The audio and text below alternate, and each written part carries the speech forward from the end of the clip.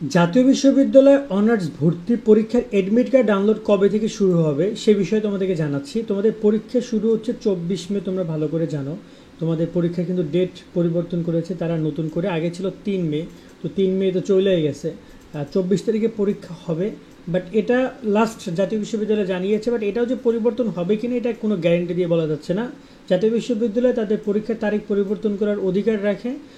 যদি এই তারিখটা পরিবর্তন করে তাহলে শিক্ষার্থীরা অনেকটাই ক্ষেপে যাবে, কেননা তারা অলরেডি 24 তারিখ যখন পরিবর্তন করেছে অনেক শিক্ষার্থী অনেকটাই বলা যায় যে বিরক্ত হয়েছে। বাট এখন যদি আবার পরিবর্তন করে বিষয়টা আসলে শিক্ষার্থীদের গায়ে লাগবে ভীষণ ভালোভাবে, সেটা আমরা বুঝি। বাট এখন আসি যে অ্যাডমিট কার্ড ডাউনলোড কবে থেকে। ঠিক আছে, অ্যাডমিট কার্ড ডাউনলোড নিয়ে জাতীয় বিশ্ববিদ্যালয় থেকে অনেক আগেই সুস্পষ্ট করেছে যে তারা তাদের এই যে বলতে পারছে ভর্তি বিজ্ঞপ্তিতে উল্লেখিত অন্যান্য শর্ত দিয়ে তোমার হচ্ছে যে অপরিবর্তিত থাকবে, এবং এই শর্তটির মধ্যে অ্যাডমিট কার্ড ডাউনলোডের একটা শর্ত রয়েছিল, সেই শর্তটা আমি তোমাদেরকে দেখিয়ে দিচ্ছি। তার আগে বলে অ্যাডমিট কার্ড ডাউনলোড করে দিয়ে করবা। অ্যাডমিট কার্ড ডাউনলোড করতে পারবা, দেখতে পাচ্ছ এই যে এখানে অনার্স অপশনটা তুমি রেখে এই যে অ্যাপ্লিক্যান্ট লগ ইন অপশনে ক্লিক করবা, এইখান থেকে তোমরা অ্যাডমিট কার্ড ডাউনলোড করতে পারবা। অ্যাপ্লিক্যান্ট লগ ইন অপশনে ক্লিক করার পরে এটা তোমাদেরকে পুরো প্রসেসটা অ্যাডমিট কার্ড যখন ডাউনলোড শুরু হবে তখন তোমাদেরকে আমরা আরও ভালোভাবে দেখিয়ে দিব। এই যে দেখতে পাচ্ছ এখানে তুমি তোমার অ্যাপ্লিকেশন আইডি দেন এখানে পিন নাম্বার দিয়ে প্রবেশ করবা, করার পরে এখানে দেখতে পাবা যে ডাউনলোড অ্যাপ্লিকেশন ফর্ম, এইখানে পাবা যে ডাউনলোড অ্যাডমিট কার্ড। ওকে, সেখান থেকে তুমি তোমার অ্যাডমিট কার্ড ডাউনলোড করে নিতে পারবা।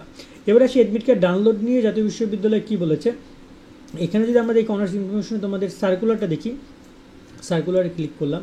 সার্কুলারে ক্লিক করার পরে এখানে তারা তো অনেক আগেই যে 3 তারিখের পরীক্ষার কথা বলছে এটা বাদ দেই, বাট আর বাকি সব কিছু ঠিক থাকবে। এই যে পরীক্ষার তারিখটা শুধুমাত্র পরিবর্তন হয়েছে, আর বাকি কিছু সব কিছু কিন্তু অপরিবর্তিত থাকবে।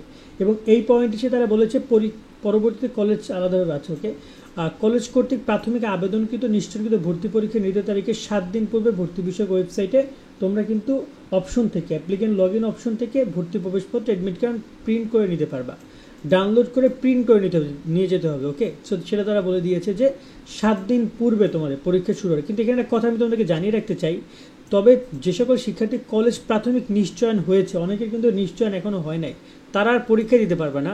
যাদের নিশ্চয়ন হয়েছে তারাই শুধুমাত্র অ্যাডমিট কার্ড ডাউনলোড করতে পারবে। এখন নিশ্চয়ন কীভাবে হয়েছে সেটা কীভাবে বুঝবা, এই যে অ্যাপ্লিক্যান্ট লগ ইন আসছে এখানে ক্লিক করার পরে এইখানে আসার পরে ভিউ অ্যাপ্লিকেশনে দেখো তোমার এটা রিসিভ লেখা আছে কিনা। যদি রিসিভ লেখা থাকে তাহলে তোমার এটা রিসিভ হয়েছে, তুমি নিশ্চয়ন করেছে কলেজ।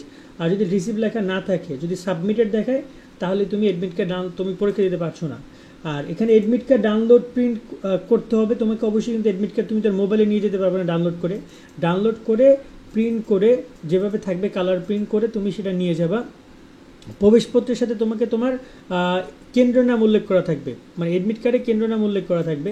এখন অ্যাডমিট কার্ড ডাউনলোড কবে হবে, আমরা যদি এখানে তোমাদের ক্যালেন্ডারে দেখি, আজকে 8 তারিখে আমি ভিডিওটা করছি, পরীক্ষা হচ্ছে 24 তারিখ শনিবারে। ওকে, তো 24 তারিখের পূর্বে 7 দিন, 23, 1, 2, 3, 4, 5, 6, 7, ওভারঅল 17 তারিখ থেকে, ঠিক আছে, শনিবার থেকে 17 তারিখ থেকে তোমাদের অ্যাডমিট কার্ড ডাউনলোড শুরু করবে জাতীয় বিশ্ববিদ্যালয়ের ওয়েবসাইট থেকে।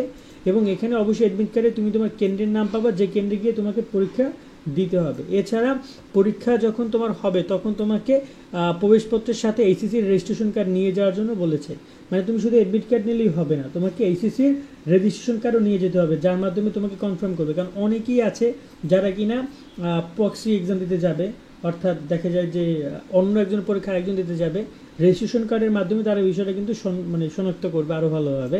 অ্যাডমিট কার্ডে তো অলরেডি তোমার ছবি দেওয়াই থাকবে, আবার রেজিস্ট্রেশন কার্ডে তোমার যে ছবিগুলো রয়েছে তার মাধ্যমে তোমাদেরকে আরও খুঁজে বের করে বিষয়টা কনফার্ম করবে তারা।